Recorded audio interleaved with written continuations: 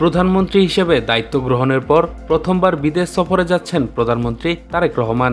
রবিবার বিকেল 3:30টায় মালয়েশিয়ার উদ্দেশ্যে বিমান বাংলাদেশ এয়ারলাইন্সের একটি বিশেষ ফ্লাইটে হজরত শাহজালাল আন্তর্জাতিক বিমানবন্দর ত্যাগ করেন তিনি। এ সময় তিনি মহাসচিব ও স্থানীয় সরকার, পল্লী উন্নয়ন ও সমবায় মন্ত্রী মির্জা ফখরুল ইসলাম আলমগীর সহ মন্ত্রিসভার সদস্য এবং দলের শীর্ষ নেতারা তাকে বিদায় জানান। রবিবার বিকেল 3:30টায় বিমান বাংলাদেশ এয়ারলাইন্সের একটি বিশেষ ফ্লাইটে হজরত শাহজালাল আন্তর্জাতিক বিমানবন্দর ত্যাগ করেন প্রধানমন্ত্রী।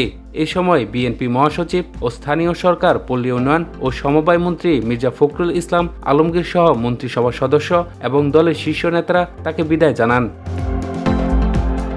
প্রধানমন্ত্রীর সঙ্গে সফরসঙ্গী হিসেবে রয়েছেন তার সহধর্মিণী ডক্টর জুবাইদা রহমান। 25 সদস্যের একটি উচ্চ পর্যায়ের প্রতিনিধি দল। প্রতিনিধি দলে রয়েছেন 8 জন মন্ত্রী, প্রতিমন্ত্রী ও উপদেষ্টা।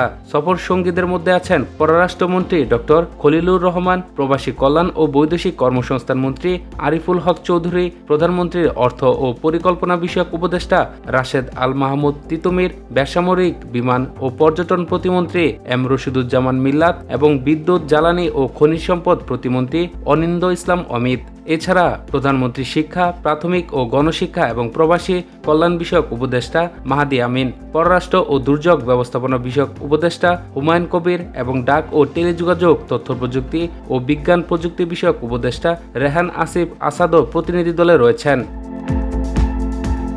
দলের অন্য সদস্যদের মধ্যে রয়েছেন প্রধানমন্ত্রীর বিশেষ সহকারী, বিনিয়োগ ও পুঁজিবাজার তানবীর গনি এবং বাংলাদেশ বিনিয়োগ উন্নয়ন কর্তৃপক্ষ বিডার চেয়ারম্যান চৌধুরী আশিক মাহমুদ বিন হারুন।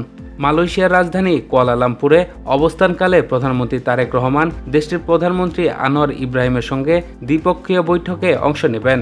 বৈঠকে বাংলাদেশি কর্মীদের জন্য মালয়েশিয়ার শ্রমবাজার পুনরায় উন্মুক্ত করা, অনিয়মিত কর্মীদের বৈধতা প্রদান, বাণিজ্য সম্প্রসারণ, শিক্ষা খাতে সহযোগিতা এবং নতুন বিনিয়োগ আকর্ষণের বিষয়গুলো গুরুত্ব পাবে বলে জানা গেছে। মালয়েশিয়ার প্রধানমন্ত্রী আনোয়ার ইব্রাহিমের আমন্ত্রণে অনুষ্ঠিত এই সফরে শ্রমবাজার সম্প্রসারণ, বিনিয়োগ বৃদ্ধি এবং দ্বিপক্ষীয় বাণিজ্য জোরদারের বিষয়গুলো গুরুত্ব পাবে।